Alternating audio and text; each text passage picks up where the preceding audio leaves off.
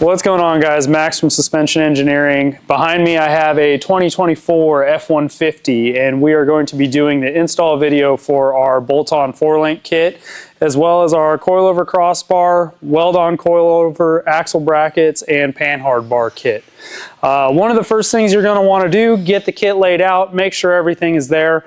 We're shipping the kit very apart to condense all the packaging and save on freight.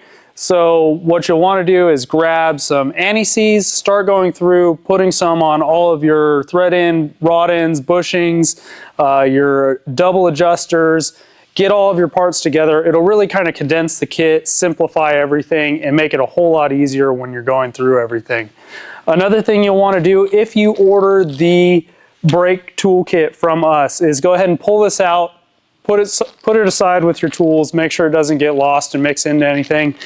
This particular kit here will have a bottoming tap, a die, and 2 plugs for when you pull the brake system apart to be able to get it in all of our factory mounting brackets, and it'll save you a lot of headache too. So let's get started. All right, so first things first, before you do anything brake related, you need to make sure this system never goes below a safe level. You do not want air to get drawn into that ABS module. If you do, they can fix it at the dealership, but it requires them to get the system to cycle to purge the air out of it. You can't do it in your driveway. So keep this thing full all the time. If you're struggling at the rear, just keep coming back and fill in the front, or have a friend give you a hand. Also, disconnect your negative ground cable. That'll help you with a few different things. Definitely lessens the chance of anything going awry when you're doing any welding on the vehicle, and so on and so forth. So we're gonna go ahead and get jamming. You'll see Andrew popping in and giving me a hand every once in a while to help keep things moving while we do this truck and the OBS truck simultaneously, and we'll go from there.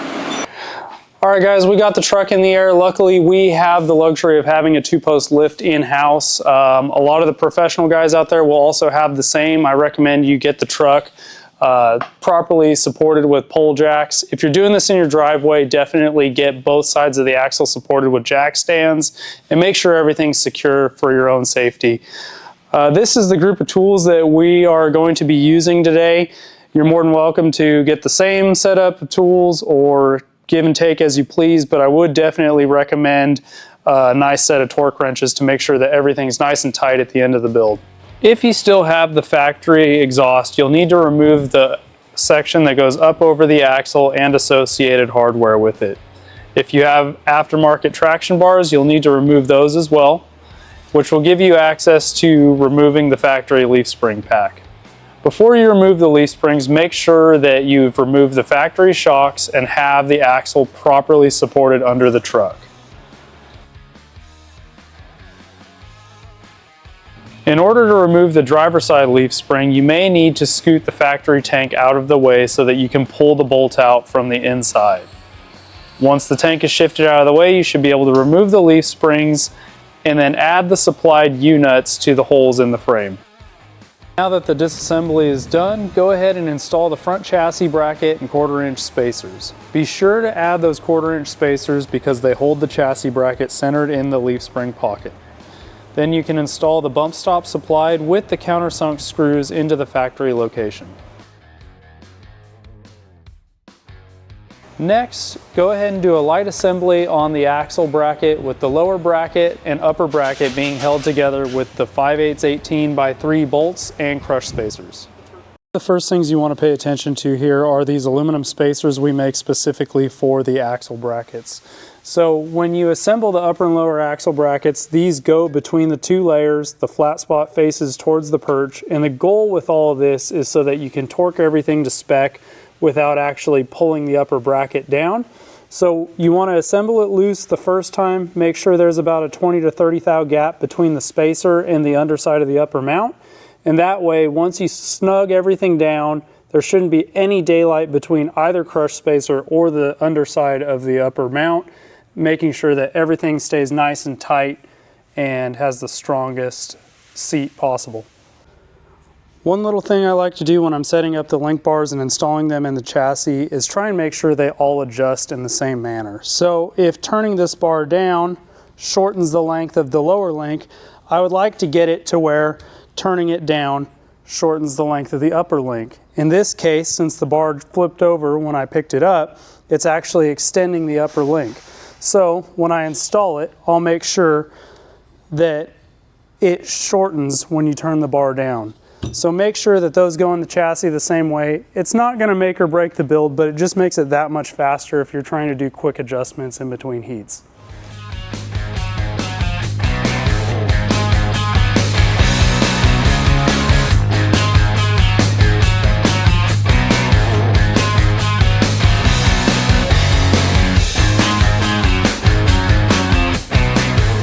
One of the things that we've included in these kits primarily for this upper bolt spot on the chassis bracket side is a shorter 4-inch 5/8 bolt as well as a thin nylock. Now these are specifically for that bolt hole. We don't recommend running it on any of the other bolt spots where you can get a full thread engagement on a full-size nylock. But for this particular spot, it gives you just a little bit more room to clear the tab that goes up against the frame. Okay, so one of the next things we're going to do is actually prepare for getting all of these brake lines and harnesses onto our new bracketry. You can see the coilover bracket that we designed for this truck will actually give the factory brake lines a place to land, as well as a place for the factory wiring harness to reconnect so everything's nice and secure and out of the way. It will hold it away from the coilover, checks a lot of boxes, it's a nice little piece. And then we also created this frame bracket as well, which will take the brake lines and actually take them from a horizontal orientation to a vertical. What I would do, since you break it apart up here, is actually put a piece of masking tape around this brake line and on the hard line on the frame. That way you don't get the two mixed up. It could affect how the anti-lock braking system works down the road, and it just keeps everything a lot simpler for you. So go ahead, start pulling your harnesses off of this axle bracket. We'll get all the wiring out of the way first, since it's the easiest to move, before we go breaking the brake line, the fluid system loose, and we'll go over that in just a second. Okay, so lastly, we have all this wiring harness stuff off, we have the vent tube off, and we even removed the harness from the frame. There's a 10mm bolt up behind this brake bracket that you'll need to pull out. And then right after that, you need to crack the lines loose if you're going to install these brackets. So in this kit that we offer in the drop-down menus, we have these metric 10 by 1.5 inverted flare adapters to a -3 that we have a cap in the kit for. They don't actually make a cap for that female metric 10 1.5 thread pitch. I wish they did. We have this bottoming metric 10 1.5 tap in case you need to clean out the factory fittings. You can't get very deep. You don't want to touch the tip of that inverted flare, but it can help you get the first few threads cleaned up. And lastly, there's this little metric 10 by 1.5 die. This is probably the most helpful in it because it helps you clean up the male tube nuts on the top side. So you can take the tube nut and just real quickly chase the threads on it, back it off, and then put the cap system on it. You'll notice on most all of these trucks, when you disconnect the factory lines, the threads get galled up. I don't know what the reasoning is behind that, but I found that chasing the threads with this makes everything go a lot smoother, whether it be just installing the cap, putting the factory lines back together, and so forth.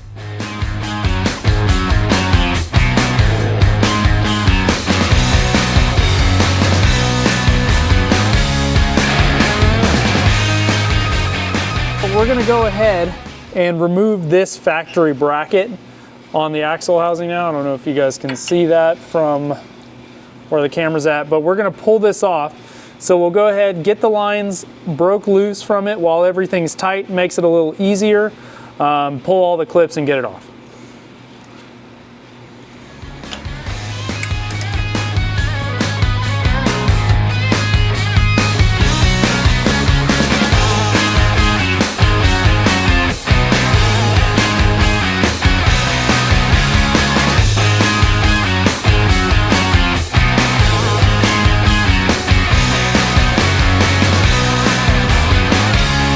This is another part of the build that's pretty critical that you do it right. We have both coilover brackets, if you're going to run our coilover brackets, And so you can see we've removed the factory brake line bracket off of here and the vent hose. We're gonna go ahead and just shove a 7/16 20 bolt in here. You can get those pretty much anywhere, but it's not pipe, it's a straight cut thread. Put that in there just so you don't get any debris in the axle while you're prepping everything. And then if you want, you can either flap wheel off some of the powder coat where you're going to be welding, or you can leave it intact, get it tacked up to the housing, and then clear it off with a wire wheel once you're getting ready to weld. A lot of people wonder why we powder coat ahead of time. A lot of that's because it can be a little tricky to touch up, especially when you're doing red parts on a black housing.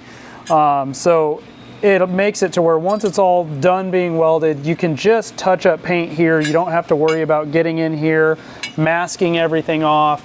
It just simplifies everything a little bit, in my opinion. Also, it gives everything a little bit of a better shelf life on our side, so we don't have to worry about parts having surface rust or anything like that when it gets out to the customer.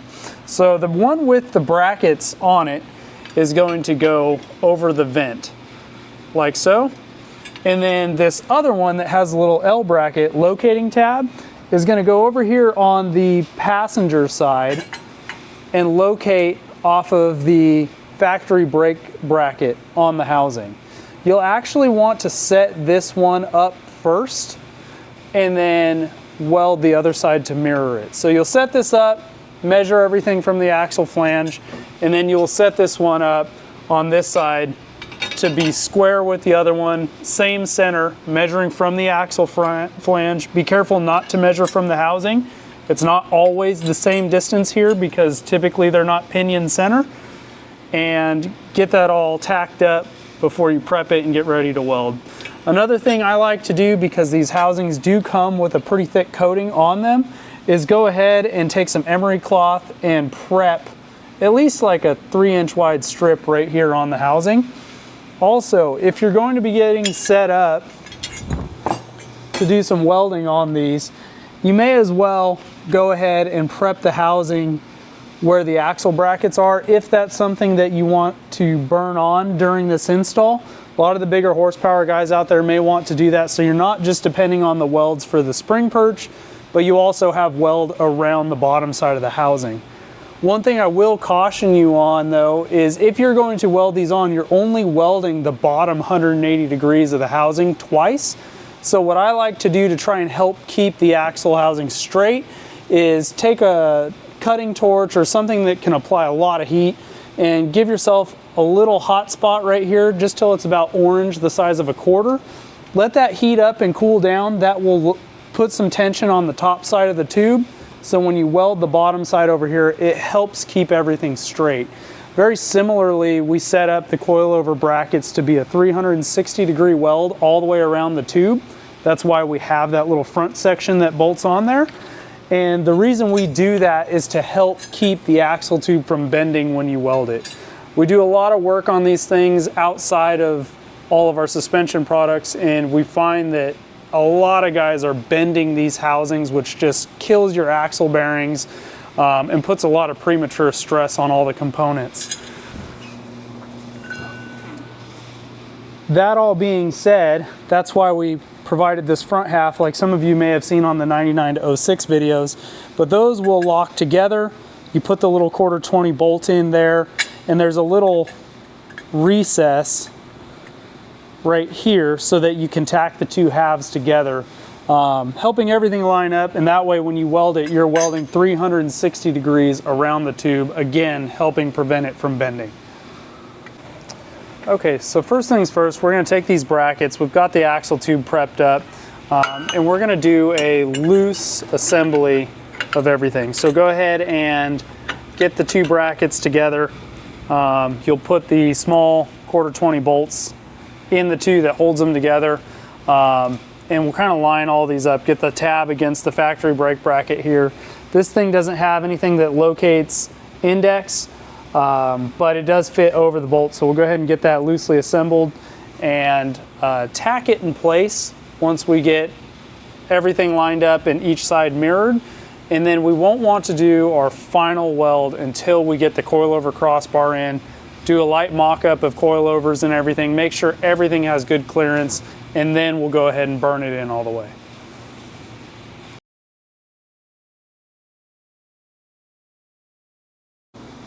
So one of the things you'll want to do once you've got things pretty much set up, you're getting ready to tack all your coilover mounts in place, I like to adjust the link bars so that this face is right about 90 degrees with the ground. You should always have this pretty close to that throughout the setup. Once you're adjusting your pinion angle, that kind of goes out the window. But I like to set that to 90 degrees. That way you can kind of make sure everything is on track for where it needs to be.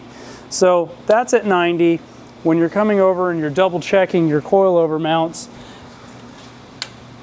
this is sitting here right about 95 degrees once you locate it on the factory tab. That's about right because you want it to have a slight angle back so that the coilover stays away from the housing throughout the cycle of the suspension. Also, the coilover crossbar kind of pulls it back at that angle anyways.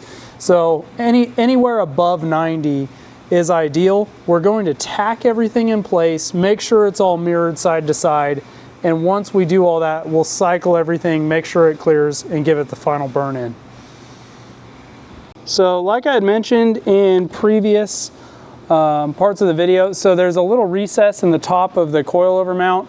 That is so that you can tack the two halves together. You have the bolt in the bottom, you have the little relief in the top, so I like to tack that first. That way you still have a little bit of adjustment on the coilover bracket.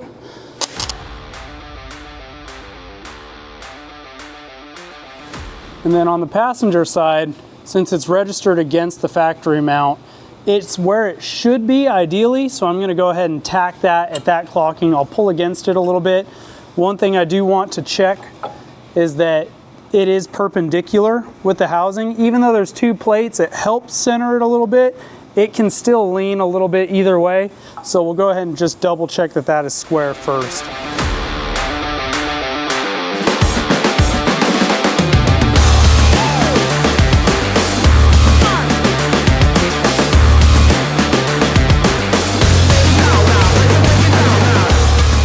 The big thing you're going to want to do now is make sure that we're actually centered. So you can't go from the housing to the bracket like I mentioned before. The housing is actually, I believe, 1 5/8" offset from one side to the other. So you need to measure from the axle bracket to make sure you're good.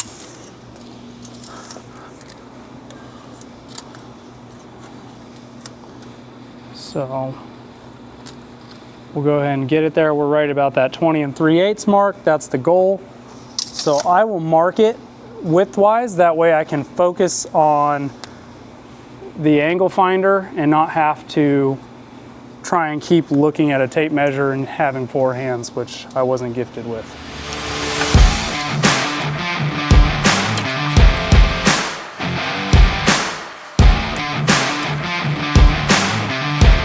Okay, so now that we have our rotation correct, I'll go ahead and make an indication mark on there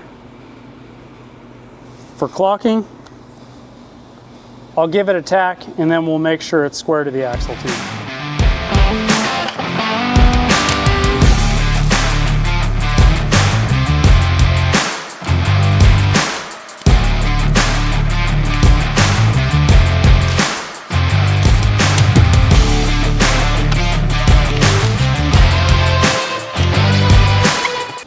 Okay, so this unit is our coilover crossbar.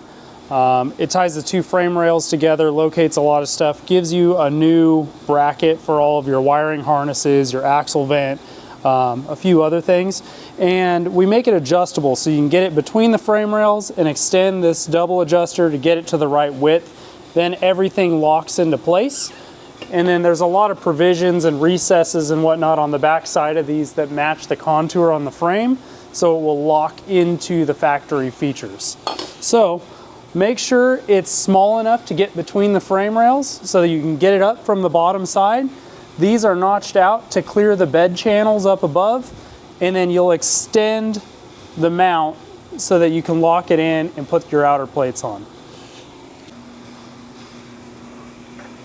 So we'll go ahead, I'm going to snake it around this side first. get it up in there.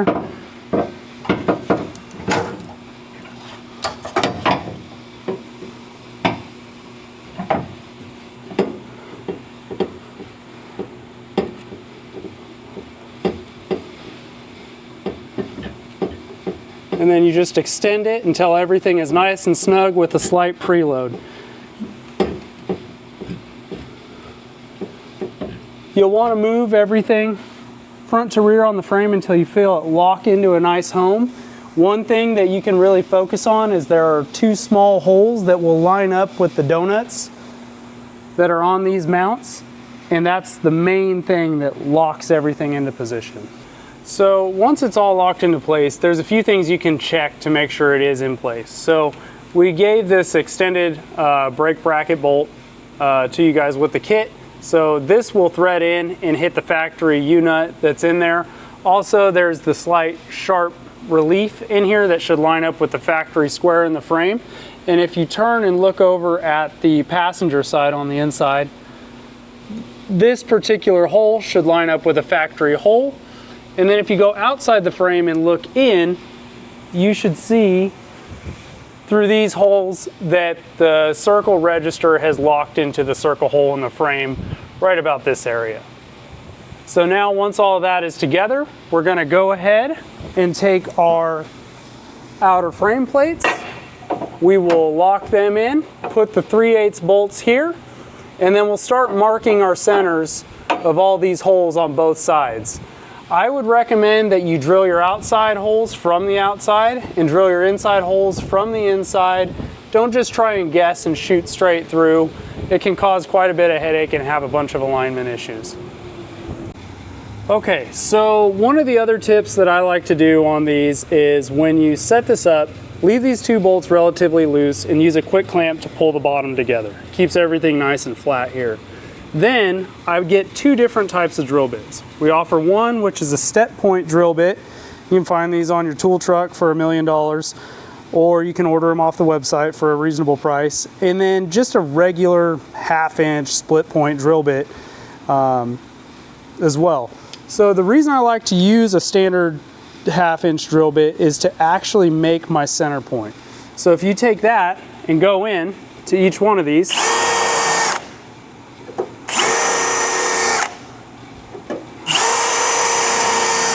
it will leave a nice center mark. Careful on this center one right here, there's a little overlap in the frame.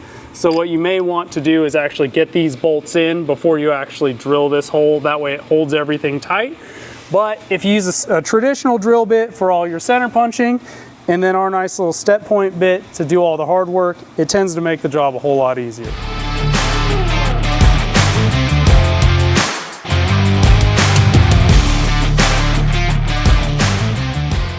So we went ahead, got all those drilled out based off of our center marks. As you could probably tell, we moved the spare tire at one point so that we could get some better access to all of these. We did design the kit to clear most all reasonably sized tires. So it has a pretty mean mandrel bend to it with double adjustments so that most guys can still run a spare tire if you want. We'll go ahead and get this all together, pass a drill bit through all the holes, make sure everything's nice and clear so the hardware can flow freely through the holes, get everything bolted up, check clearance with the coilovers, and if everything looks right, then we'll go ahead and burn these coilover brackets to the axle.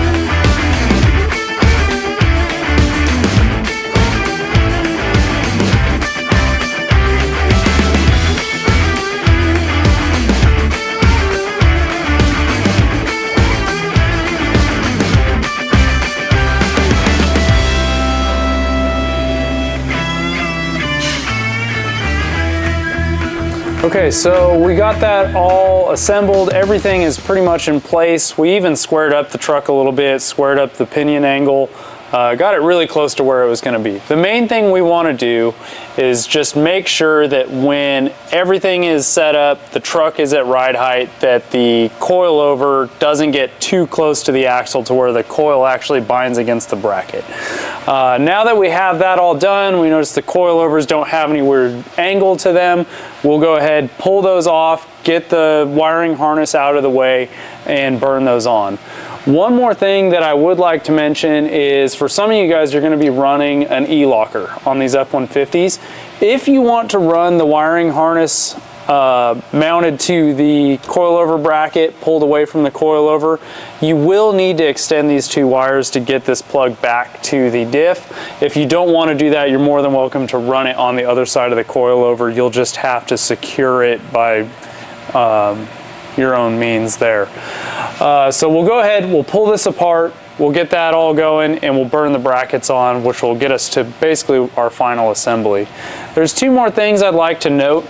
So on this bolt here, and then this bolt over on this side, you'll notice that we have them flipped around, and that's so that the nylock doesn't get in the way of the two brake lines coming through here, and your nylock and your extra threads don't end up hitting the end on the panhard bar. So not my favorite thing to run bolts the opposite way. You're more than welcome to face them all the other way, but for me personally, I like to have all of the hardware coming in towards the center of the chassis and all the nylocks on the inside. You're more than welcome to do it however you would like. Also on this lower link bolt here, if you do not remove the factory shock mounts, you will have to flip this bolt around also so that it runs towards the outside of the truck.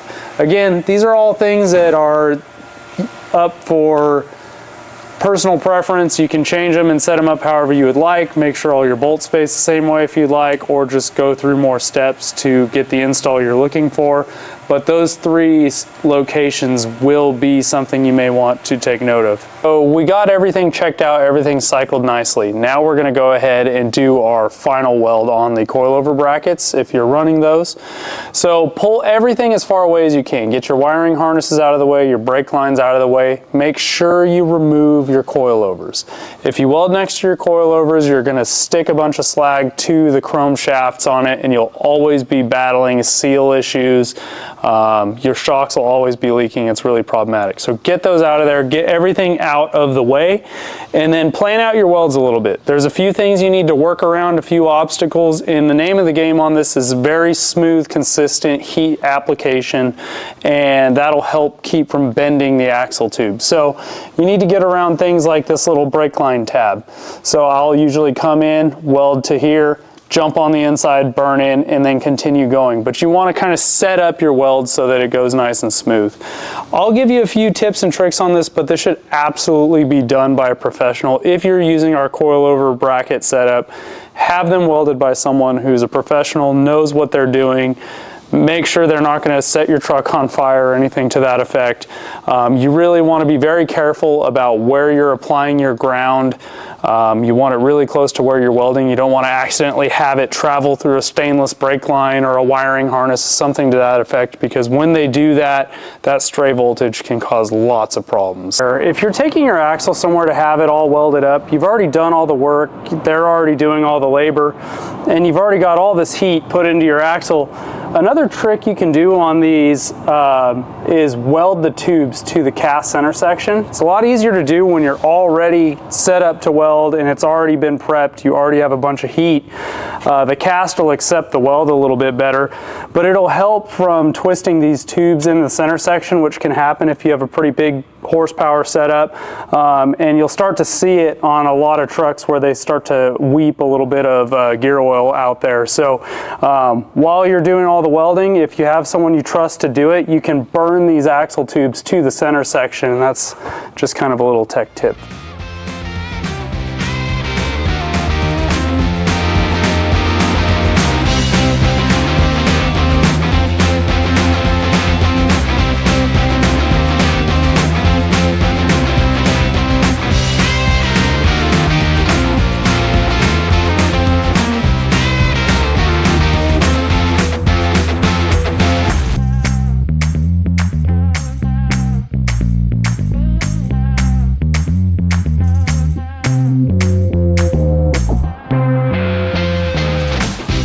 at this time, you have a bunch of heat in the axle tube already. You can see I tacked on this little ground piece to kind of make everything a little bit nicer. But if you were going to weld these main brackets on, now would be your time. So if you hadn't already prepped the inside joint before assembling it, you can take like a small MAP gas torch, warm up the powder coat, and just brush off the powder right here so that it's ready to weld. On this particular install, we're not going to do that. This truck isn't going to make nearly enough power to where we really need that. And also, I really don't like welding on one half of the axle unless you really need to. So for this particular build, we're leaving this alone. Everything set up as far as all of our hardware holding the upper and lower mounts together will be plenty for this, and how it engages the leaf spring mount. So I'm not going to worry about that on this particular build, but if you were going to be burning on the brackets, now would be the time to do that. You already have a decent amount of heat there, like I was saying, and you're already set up to do it. Got that all welded in, we masked everything off, we touched up, painted everything so that it all looks presentable again. Go ahead, take all your brake lines and your harnesses and get them mounted back up onto everything. And then what we'll go ahead and do is get the brake system hooked back up. So if you look at these, on one end, both of them have somewhat of a hex pattern to them. On the other side, one is hex, one is rounded. The one that is hex and rounded goes up towards the frame, and these will go back into the axle bracket on this end. I like to get this hooked up first, get the hard lines hooked back into those, because everything is relatively dry down here, and as soon as we break those caps off, it's going to start leaking fluid pretty quickly. So we've already dressed up those tube nuts. They should thread back together pretty nicely, but I want to get all the easy stuff done first so that when we're doing that, we'll call it a hot connection, we're doing that for as little time as possible with as little places for everything to leak as possible, especially with some paint down here. Anywhere that brake fluid gets is going to strip the paint right off, so I want to make that go as quickly and seamless as possible.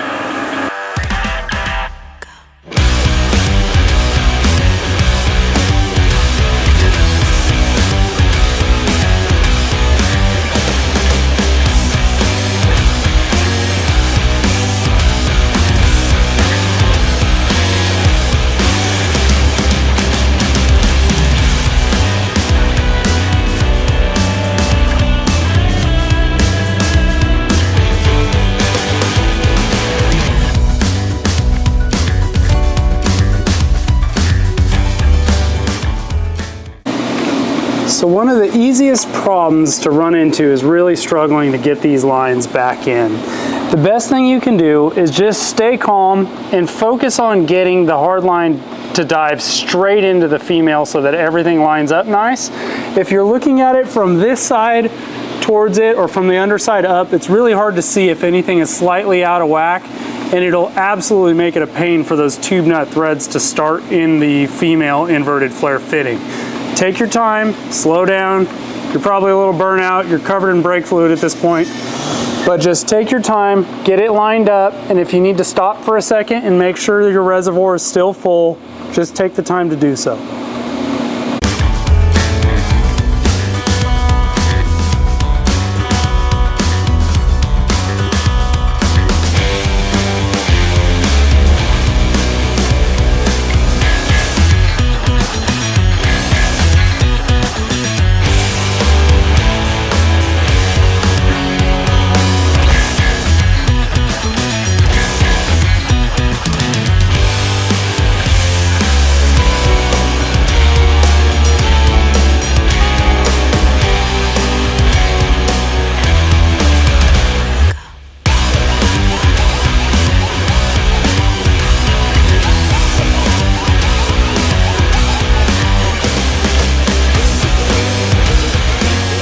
So we got all of our harnesses, brake lines tucked up in the brake line mounts that we have in the kit. We'll go ahead and wait till everything's on its own weight before we secure everything nice and tight out of the way. Next order of business is going to be to make sure that everything is square in the truck. So we will put the tires back on it, set it on wheel cribs for those of you guys doing it in the driveway, set it on the ground, and we need to make sure that the axle is centered in the truck left to right. We also want to make sure that the axle doesn't have any sort of link steer scenario going on. You want everything pointed dead forward, so we'll take a bunch of front to back measurements and some cross measurements. Once that's all set, we will go ahead and do our driveline angle check. That way, if we need to bring the pinion up or down, we're just doing a simultaneous bottom or upper bar adjustment to change pinion angle, but we're not actually affecting placement in the vehicle. And we will give it a bolt torque at that point. So while we have it at this point, we need to make sure that we get all the air out of the brake system. You do need to bleed the brakes. I'm not really going to go into depth on that one, but it is pretty handy when you first get everything reconnected to just give it a light gravity bleed. That way you don't spend all day pumping the pedal. But if you're actually looking for the adjustment points, you can adjust the outermost bushing on the frame side as well as the center adjustment. I typically like to set this a bushing to where you have about a jam nut width, maybe a little bit more of thread showing on this side, and then lock it down. I typically don't go back to this adjustment unless the truck is at a stock ride height or something a little bit out of the norm, and then do most of your adjustment here in the center. You want to make sure when you're adjusting the panhard that the truck is underweight. So if it isn't and it's a droop, you'll notice the axle is swung down and away. It's kind of the nature of the panhard bar. But when it's at ride height is when you should make your actual adjustments to make sure everything's center. So you'll notice the coilovers, everything kind of goes over to the passenger side at droop. When you get it at ride height is when you should actually take your measurements and make all of your final adjustments. Once you make sure the wheel is centered in the wheel well, I will actually start checking everything side to side. Make sure that the axle doesn't have any steer happening in it. So I like to take a tape, put it on the front edge of the tube, the axle tube. Make sure you're not sitting on a bolt or a weld or anything that'll throw it off. And then check it with the center of the head on what used to be the leaf spring bolt, but is now holding the 4-link bracket in place. Check it on your passenger side or your driver's side, and then compare it to the other side. If it's shorter or longer on one side, that will tell you that your axle isn't straight in the vehicle and you'll need to adjust. Next thing I'd like to do is check out your panhard bar adjustment. So just first things first, visually look at where the tire sits in the bedside and adjust your panhard bar to get it visually as close as possible. If you just start out measuring and you're off by 2 inches, you're going to be wasting a lot of time going back and forth. So visually get it pretty squared up and then start fine-tuning it with a tape measure. So again, Andrew got this one pretty square, but we'll go ahead and check it, make sure it looks about the same driver side to passenger side, and then we'll start measuring from sidewall of tire to the frame. So when you're taking your measurements, I typically go from the highest part of the bulge in the sidewall of the tire, and then I try and find something that's going to be consistent side to side. So I would take a straight edge, lay it on this side of the frame, and see where it intersects the tape measure. You could potentially go off of this overlap, but since it's a fit and welded, it may vary a bit. So you'd be a lot safer going off of the side of the frame rail with a straight edge, either inside or outside. And basing everything based off of that. So you'll want to get it to where this gap between frame and tire is the same driver side to passenger side. Once you'll do that, you go back and make sure that you didn't create any sort of link steer by shifting the axle over. You shouldn't have, being a 4-link, but you never know. Sometimes you run into some odd scenarios. One last adjustment tip on this panhard bar situation is if you're looking at it with the spare tire in it and the truck is in the air, everything gets a lot closer to the tire than it will at ride height. So typically I like to set the truck on its own weight, but if you're getting close to the spare tire here with the little S-bend here, you can shorten up this distance here, which will just make it to where you have to add a bit in the center. But There's plenty of adjustment both directions, so you should be able to clear just about any tire. This is a full-size factory four-wheel drive tire, and we have about a quarter of an inch gap right here. Third thing you want to check here is your pinion angle. You want to make sure that you get this pretty dialed because it will greatly affect how whatever driveline vibrations you do or don't have on these. So what you want to shoot for is at ride height, you want your output shaft and your pinion to be parallel in whatever plane they are. So if your output shaft is going down a half a degree, you want your pinion to be up a half a degree. And that way the universal joints counteract each other and you don't create any bizarre vibrations.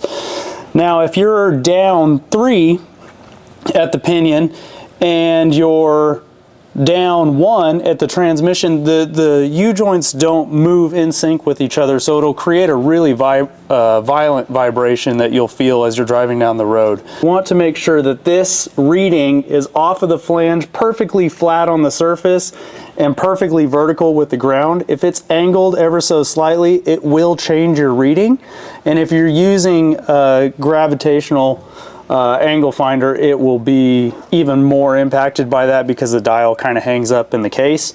So get everything to where you can get a nice reading here, and then same thing up at the transmission so that you're comparing apples to apples and your angles are as accurate as possible.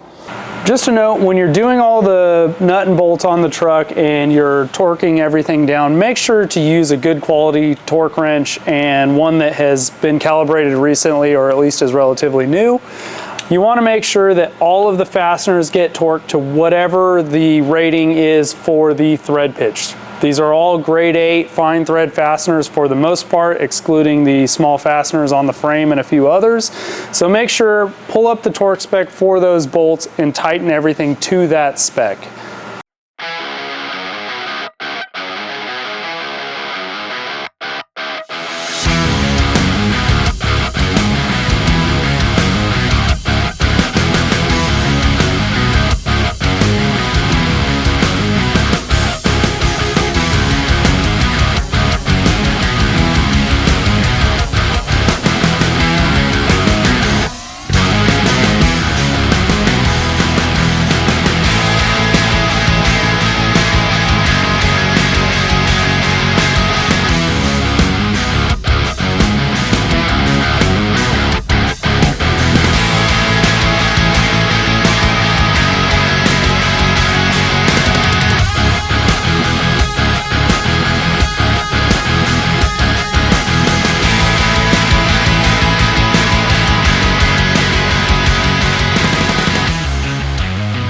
Last thing I want to mention on this 4-link install video is the versatility of this kit and why we spent so much time on geometry here. There's a lot of companies out there showing 4-link kits that have adjustable hole positions and claiming it's quote-unquote a race kit or what have you, but there's really no thought that went into it. So with this particular kit, if you put everything in the center adjustments, it's going to be in about a 90% anti-squat range, which will help everything behave nicely on the street. It'll give you a little bit more bite in the rear. Generally, it's just a nice neutral setting. And then you can go to your extremes on either end and get the tire to hook up quite a bit, all the way up to 130% anti-squat, or you can get it to where the rear tire will loosen up quite a bit.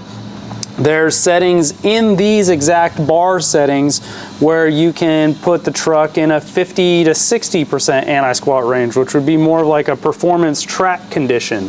And then there's even situations where you can set it up around a 70 to an 80% anti-squat range, which just lets the suspension work a little bit better, softens everything up a bit, and provides a pretty nice cruising ride. So this kit in itself is specifically designed for these trucks, for these weights, for these wheelbases, and for these 3.5 drop kits all the way up to factory settings. All right, that pretty much concludes our 2015 to 2025 F-150 4-link install video. We're going to go ahead and slam the wheels and tires back on it, put our spare back in, and get this thing on the ground for some road testing. I would highly recommend in the next 500 miles or so, do another nut and bolt check, make sure nothing's moved. We like to torque stripe everything so that it's very clear right out the gate if something is moved, but definitely proper maintenance is key on these. You want to make sure that everything stays tight and is working properly so that it stays safe and effective for you. Also, if you have any questions or concerns, please reach out to us. Our sales guys are happy to help you, and we will do whatever we can to make sure your whole experience with this kit goes smoothly.